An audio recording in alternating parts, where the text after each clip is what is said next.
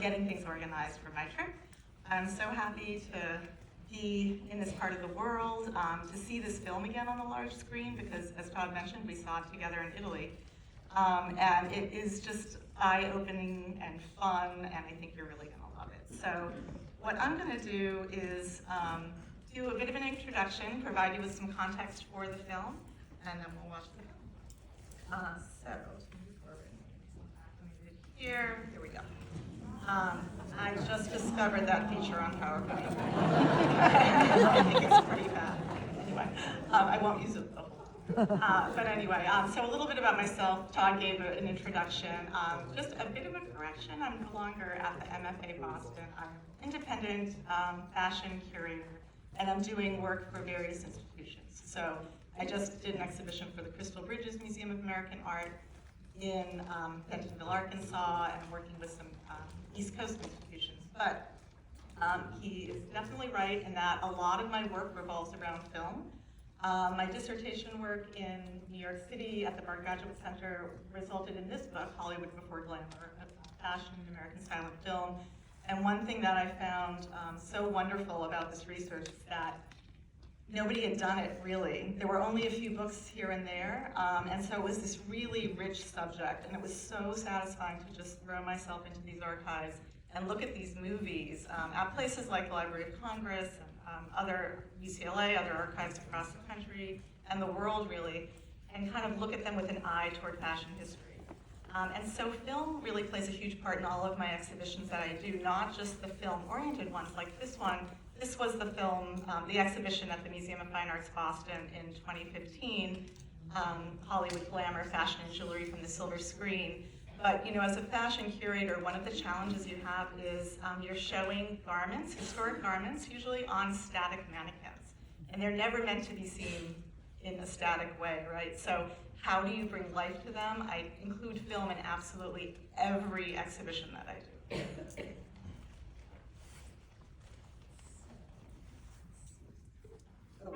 Here we go. I'm going to start with a film clip from Our Dancing Daughters.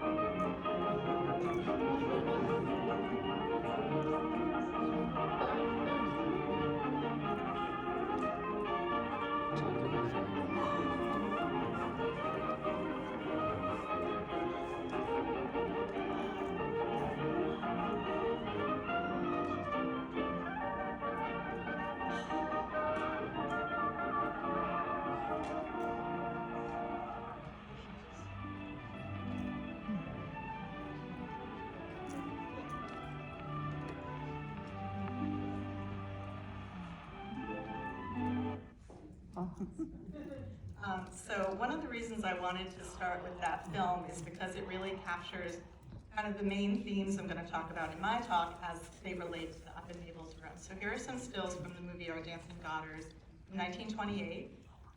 It is a young Joan Crawford. She was a flapper before she was kind of that screen siren that we know her from the 30s and 40s. And one thing I find so fascinating about this film and about that opening is that it captures this kind of incredible energy of that period. And it also shows her putting on her underwear, her undergarments.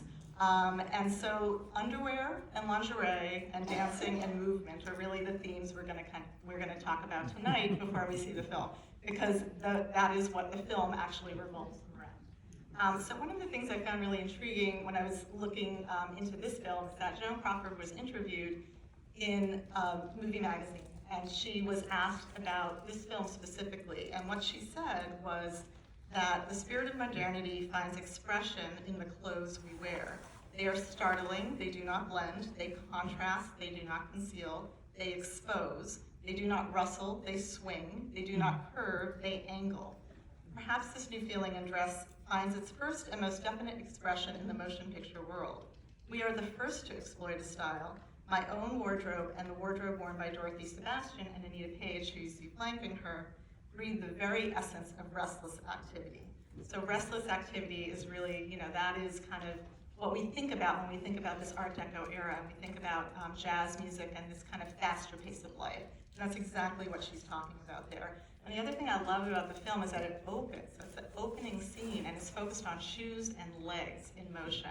So you watch a lot of these films, and you'll see this Up in Mabel's room too. There's this real obsession with legs and shoes. And it's because legs and shoes were seen for nice. We got one going up. Were seen for the first time in centuries. You know, women were very covered up until the turn of the 20th century. And so you see this almost kind of fetishistic focus on shoes and legs in a lot of these movies. And one of the things about this film is that the shoes in particular, by the designer David Cox, he was the costume designer.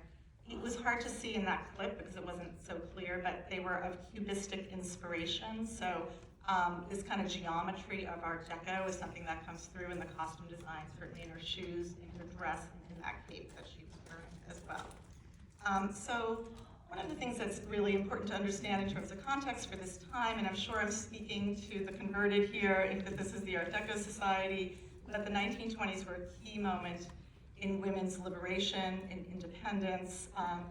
And one of the things that really played into that was that women were moving more freely than they had been in the past. So they gained the right to vote in 1920. They were moving into the workplace. They were going to jazz clubs. They were dancing. They were drinking cocktails. And they were participating in sports. So they were driving boats. Like you see Gloria Swanson here in a movie called The Untamed Lady. Annette Kellerman was a competitive swimmer from the 19 teens and 20s who really rallied for women to wear more practical swimwear. So if you think about kind of 19th century, early 20th century swimwear for women, it was wool, tunics, bloomers, stockings, boots, bathing cap. How do you compete, you know, with all of that weight on your body? So she was very radical in her approach, and so we have to streamline these bathing suits. So more of the body is being revealed, the clothes are becoming more practical, women are driving automobiles, they're bicycling, they're playing tennis, you know, they're really out there in the world, and that's also kind of a big part of why we see all of this kind of activity in these films. So more liberating clothes really means, you know, freer movement. So just to give you a little bit of background on Up in Mabel's Room, it started out as a stage production in 1919, and here you see a poster from the stage production here. It was such a raging success that they turned it into a silent film in 1926, which you see here, starring Marie Prevost. So Marie Prevost, this is a fabulous still, right? So she was one of Max Sennett's bathing beauties.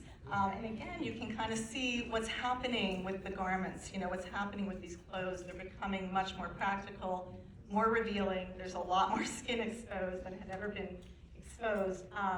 And then she also starred in this movie called Bobbed Hair from 1925.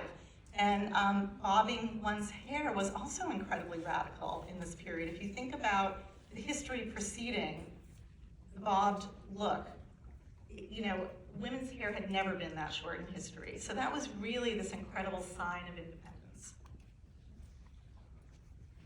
So here is a couple of stills from the film. I'm not going to give too much away because I want you to enjoy the movie, but the thing, it kind of revolves around this piece of underwear, this lingerie, and it's one of the reasons I'm focusing on undergarments.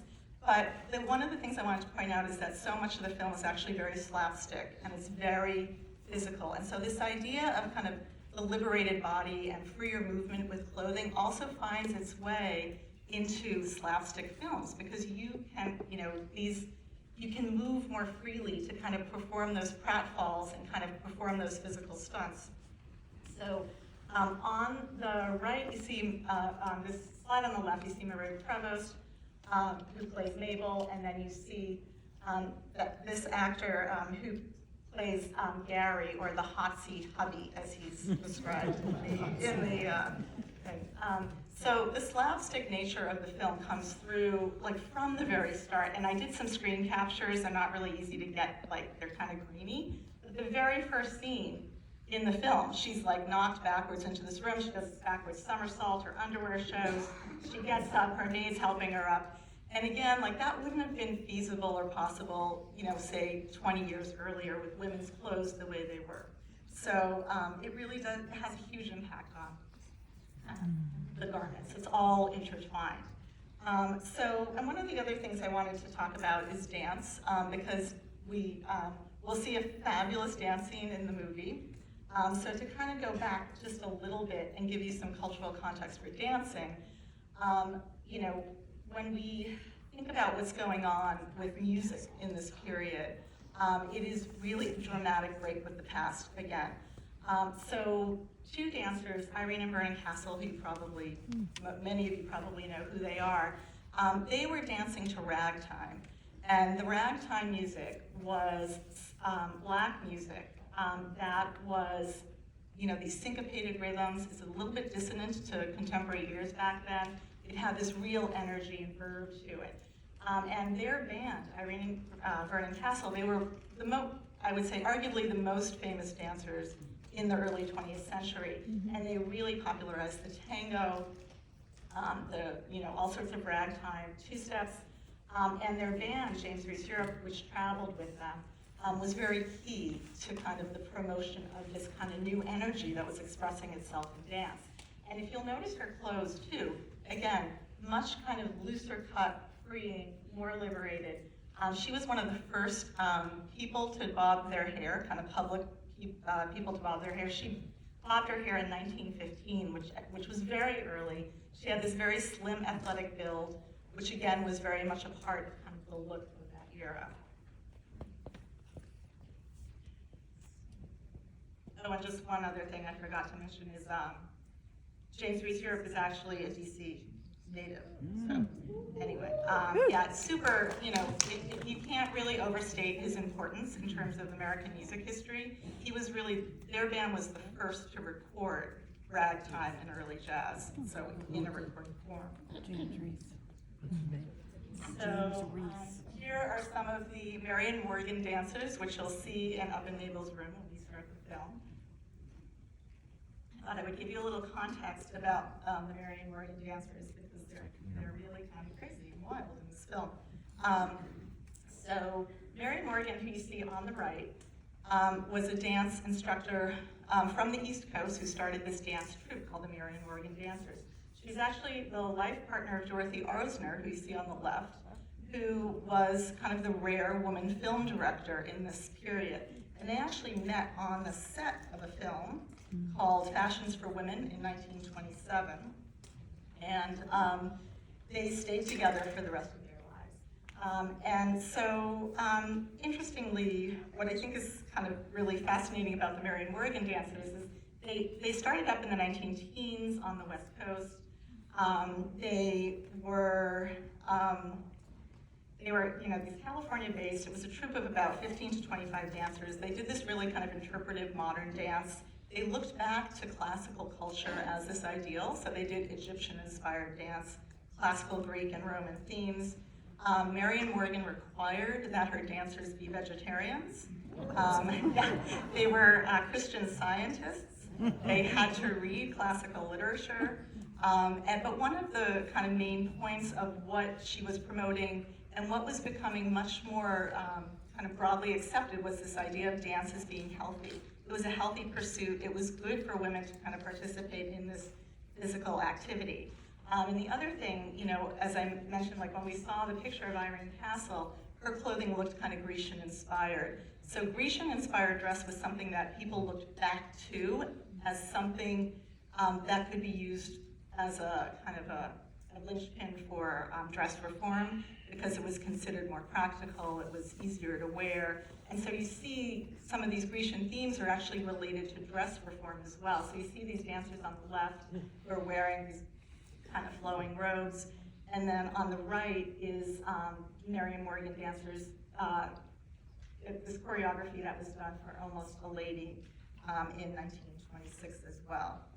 So we'll see them in all of their glory. And the interesting thing about Up in Mabel's Room is that those are the actual Marion Morgan dancers performing. They didn't always perform. Marion Morgan did a lot of choreography for these films, but her dancers didn't always perform. But you'll see them in Up in Mabel's Room. So then I just wanted to step back and kind of talk a little bit about lingerie. undergarments, which again kind of play this pivotal role in this movie. It's actually one piece of lingerie that is a protagonist in this film. So it's kind of fun. So I wanted to step back and have a look at, kind of move back to the teens a little bit to set the stage. And this is a moment in history, the 19-teens, where you think about what had preceded it. Again, we think of 19th century women's attire. We're talking about corsets, we're talking about layers of fabric, we're talking about crinolines. This is really just a jarring difference from what had preceded it. So this idea of what is truly modern dress is really having an impact. And one of the main proponents of that is this designer, Lucille, or Lady Duff Gordon, who was a Canadian-born British couturier who had couture houses in London, Paris, New York, and Chicago. Her kind of impact can't really be overstated in many ways. She approached fashion in terms of what it actually did for the wearer. So she called her dresses gowns of emotion, and she kind of worked with stage production and the way that she presented it. So she was really this pioneer in the theatrical fashion show. So she was one of the first people to do these kind of theatrical fashion shows. And so she called her garments, instead of giving them numbers like a lot of couture houses did, she gave them names, such as Harvest of Sin, Why Do You Hesitate? I Paid the Price, When Passion's Thrall Is Over. And she had, and it's just like, it goes on and on and on, I could keep going. But one thing I find so fascinating about her work is that, it's really ethereal, it's really beautiful, 19-teens, very kind of light, shimmering, gossamer types of fabrics.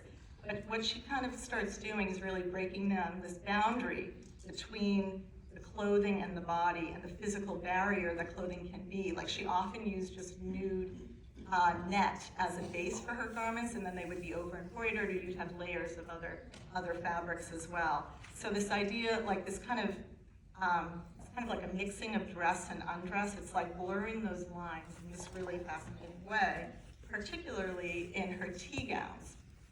So what you see on the left is what was called a tea gown in the 19-teens, and this was something that was developed for at-home wear.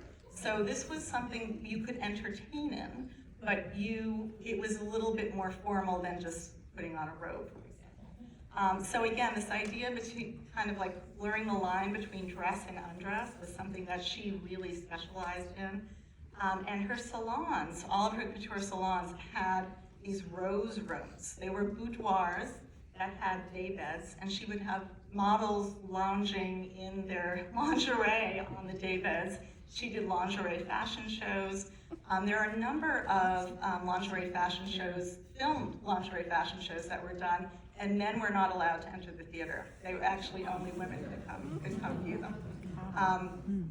But we really, at this point, have kind of, the corset has disappeared, right? We moved on from the corsetry.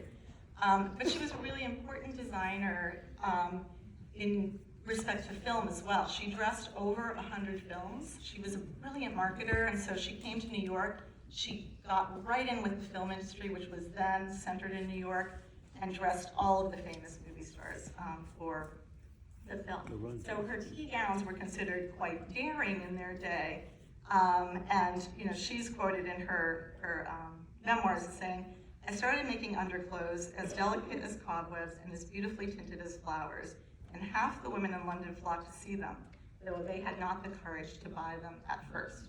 That did change eventually. So for up in Mabel's room, we're going to see a lot of underwear, a lot of undergarments. You see Mabel here with her little kind of top pants and this camisole, and then Phyllis Haver, who is her co-star in the film, where this could kind of be classified as a tea gown. It is kind of this at-home leisure attire that is okay for people to see, because it has a little bit of like kind of extra formality to it. So what's interesting about how they promoted Up in Mabel's Room is they actually did all these what they call tie-ins or tie-ups, cross-promotion with Maiden Fair Lingerie Company.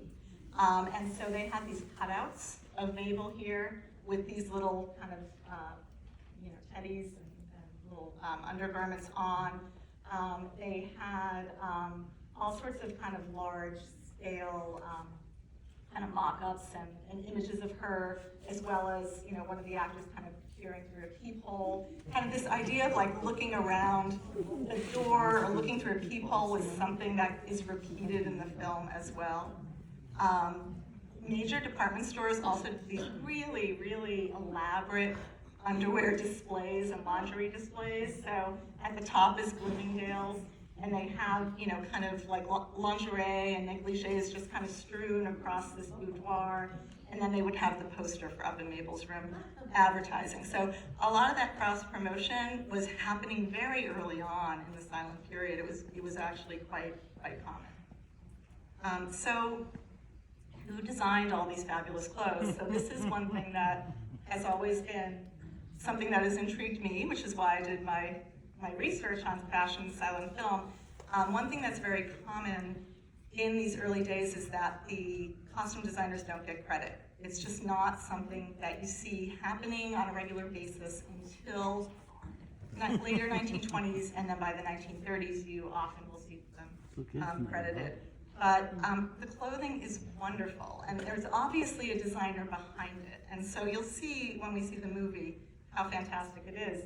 But here are the credit screens, and you've got the director, you've got the screenplay, you've got the titles, the settings, photography, and art director, but you don't have the costume designer. So I did a little digging, and I think I found out who it was. I can't be positive because, again, it takes even more research to figure that out, but I think it was a woman named Edith Clark who was working for Christie Film Company by 1922.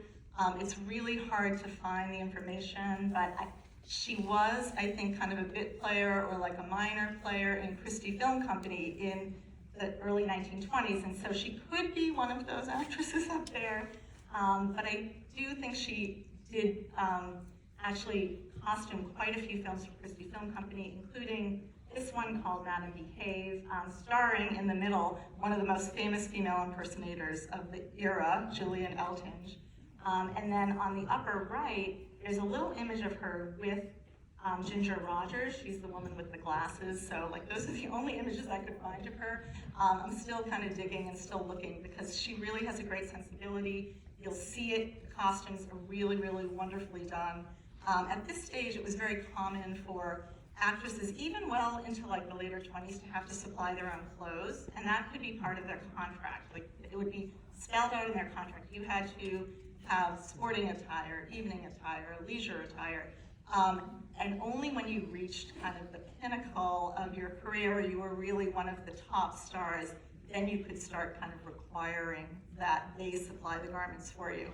But so there's this kind of gray area for quite a while in silent period, 19-teens through the 20s, where you've got a mix of both. You've got some actors providing their own clothes and some costume design actually happening. And the field becomes increasingly professionalized. By the time we get into the 30s, then you've got really like very solid wardrobe departments with these kind of star designers. So without further ado, I think we should watch the film. It is full of fun, lingerie, and dancing. And I have to say, it's quite appropriate that I'm seeing it here because I did discover that when they were trying to show it in Boston in the 1920s, it was not allowed. It was banned because it was perceived as too racy. So I had to come to Maryland to see it. And I'm really delighted to be here. Thank you so much.